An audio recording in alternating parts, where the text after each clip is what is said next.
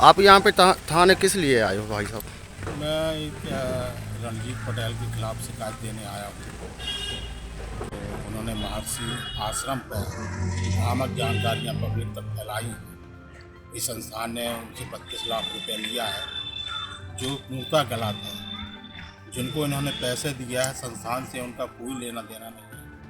महर्षि संस्थान विगत कई वर्षों से यहाँ अध्यात्म में कार्य कर रहा है।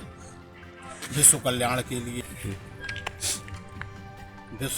के लिए यहाँ अनवरत 20 साल से रुद्राभिषेक चल रहा है।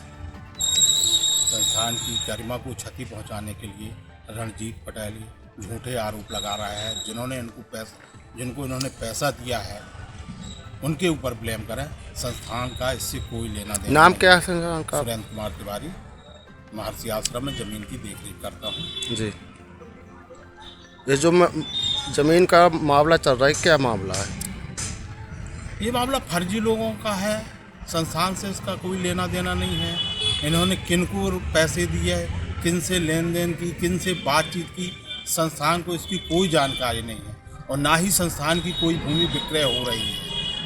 ये आए दिन खबर चलती है। ये झूठ है, भ्रामक है। ये संस्थान की गरिमा को ठेस पहुंचाने की कोशिश की जा रही है। आश्रम का नाम लेकर यह ऐसा नाम क्यों आ रहा है आपको? अब ये तो रणजीत पटेल इसलिए कि हम जो ज़मीन क्रय किए थे, उनका नामांतरण नहीं हो पाया किन्हीं कारणों। उसी ज़मीन को रणजीत पटेल ने अपने दामाद सर्वेश पटेल एवं अपनी पुत्री श्रेया पटेल के नाम पर रजिस्टर्ड करा दी, जिससे व्यथित होकर हम लोगों ने बिहार न्यायालय ढीमरखेड़ा में वाद प्रस्तुत किया है, जिसका वाद क्रमांक है 21/22 एवं 32/22/24।